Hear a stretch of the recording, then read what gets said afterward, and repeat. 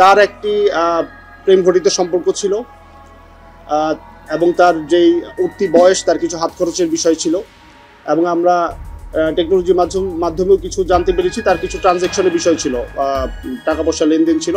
আমরা ধারণা করতেছি এটা হয়তো অনলাইন টুকটাক জুয়া খেলতে পারে। যাই হোক, তার টাকার একটা ডিমান্ড ছিল। এগুলোর প্রেক্ষিতে তার মার সাথে তার একটা ক্ষোভ ছিল মার উপরে। তার মা বটি দিয়ে সবজি কাটাকুটি করতেছে এবং আমরাও ঘটনাস্থল পরিদর্শন করে দেখেছি যে উনি দুপুরে রান্নার প্রস্তুতি নিচ্ছিলেন। তো তখন সে ঢুকে তার মাকে পিছন থেকে জাপটে ধরে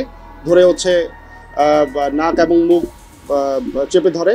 এর ফলে শ্বাসরোধে ভদ্রমহিলা মারা যান। তারপরে সে এটা হাত পা বেঁধে, ওড়না দিয়ে হাত পা বেঁধে ওই ডিপ ফ্রিজের ভিতরে লুকিয়ে রাখে।